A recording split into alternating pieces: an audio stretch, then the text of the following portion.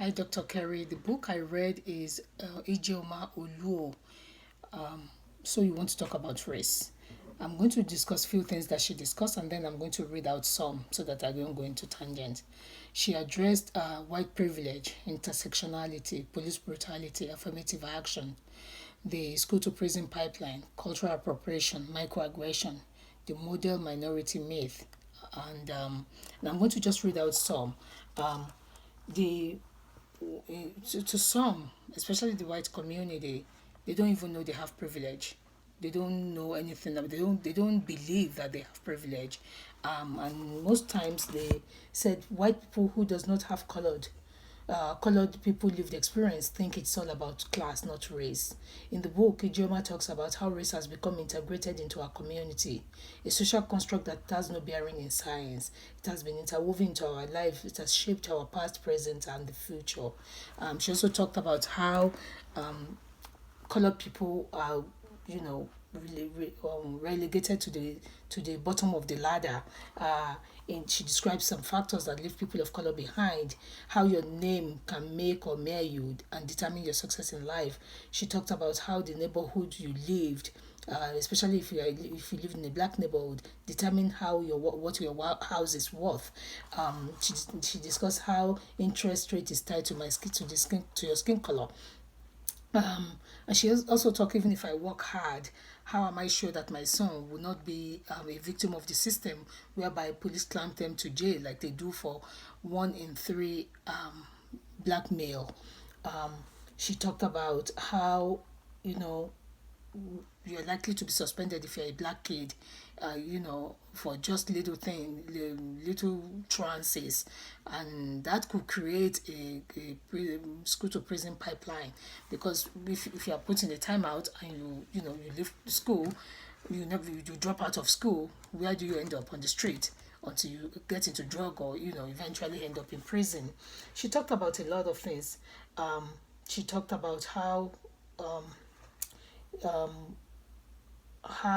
people of color have been so how social construct was created to divide and categorize people of color into class system and deny them equal opportunity that was supposed to be available to all regardless of color, gender, or race.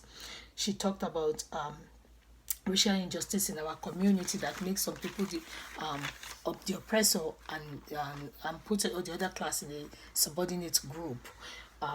She talked about how our for a long time in our community people refuse to talk about race, and for me, my experience, I can relate to that. In my own experience, that my white friends, I even though they were well educated, they are, I don't want to talk about race in front of them because sometimes to them it's toxic, and when I start talking about race, I have to just let go because if I don't want to lose their friendship.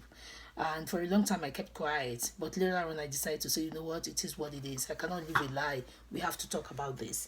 So she talked about how racism is part of a larger system, institutionalized and sewn into every fabric of our society in a very subtle way. And once it does not affect you, which means that if it doesn't, if those kind of life and the racism that the people of color face every day, if it doesn't affect you as a white person, you just move on with your own life. You really don't care. She talked about the role of police. Oh, she said something about the machine has to be, the racism is a machine that runs whether we pull the lever or not. The machine has to be dismantled in order to make a meaningful change in our society, which means it has been ingrained in our society. So it just happened. It's just, consciously or unconsciously, racism just thrive in our society. He said it was created to divide the social class in wealth, life expectancy, incarceration, infant mortality, even education. And all these are tied to the systemic structure of racism in America for centuries. She laid out tips about how we talked about race, that we have to start talking about it, that we have to be conscious of the privilege that we enjoy, and that privilege is at the expense of another person or another race. How to be conscious of how we make conversation about race, both white and black. I know for a fact that as a woman of light skin color, I'm born into reality has created certain privilege for me that was denied others. We all must all be aware that not only race determine how people perceive us, we must be aware of intersecting identities, which I mentioned before.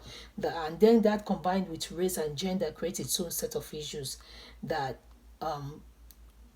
affects the lives of women of color. We have to understand the understand intersectionality.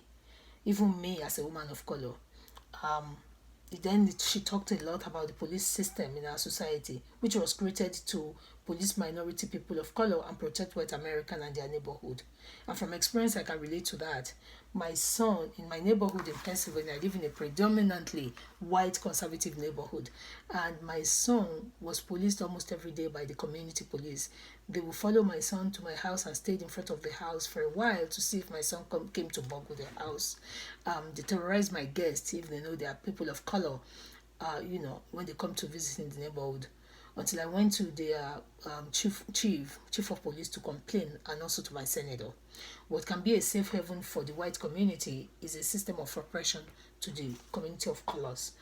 Ijeoma also talk about affirmative action and how a lot of people doesn't want that, especially white male, because they thought they are denying them the opportunity to give it to a woman of color, or a man or woman of color, that they are denying them the opportunity.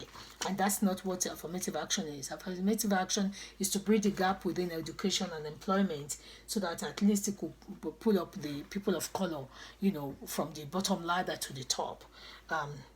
So and it worked. And I actually wrote it down here that affirmative action, because some group of people think it will be unfair to white men because they will be losing opportunity to be less unqualified women or people of color. And some actually dismiss it that it doesn't work, and it does work. We all know it does work. The everything I learned in this book is it's also, it's kind of connected, because I knew you asked us how it's connected to other books that we read. For me, it's connected to the racial healing book we are reading, and about microaggression, about how to understand racism, how to be conscious of racism, how to be conscious of how we talk to people. It also relates to what other people see as safe haven is oppressing to the another community. Read an article about knapsack, which actually talked about how the white community doesn't have to bother about getting loans. They don't have to bother about getting a good job. They don't have to bother about their kids going out in the morning and coming in safe at night. For me, I worried about that, about my son. When he goes out in the morning until he comes home, my mind is not at rest. And that happens to millions of women of color all over the country, worrying about their son, if their son will come home. The school system, in my view, is very problematic. The way black and brown children are disciplined and educated in the school system, in my view, is very problematic. Which coined the phrase "school to prison pipeline." I already mentioned that.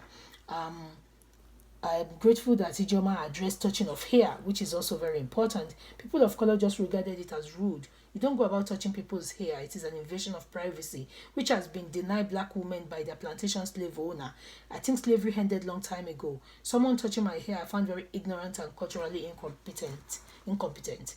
Microaggression continue to be perpetrated, I mentioned that, against people of color every day, either consciously or unconsciously.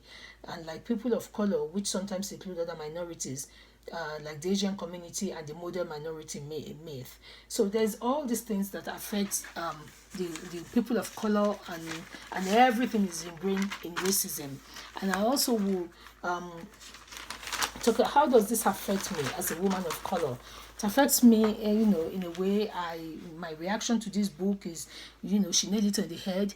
She talked about everything that is affecting our society. Some of them I've experienced, some of them have not, because I wasn't born here. I was born and raised in Nigeria and England, and racism is not as pronounced as it is in the US. So a lot of key points I got out of the book, I already said it. The white privilege, intersectionality. I never heard of that for a long time until I took this class. Police brutality, affirmative action, prison to school to prison pipeline. All those things are those things that open my eyes to the evil that is in a society. And for me, the conversation continued. We just have to keep continue talking about it. Thank you.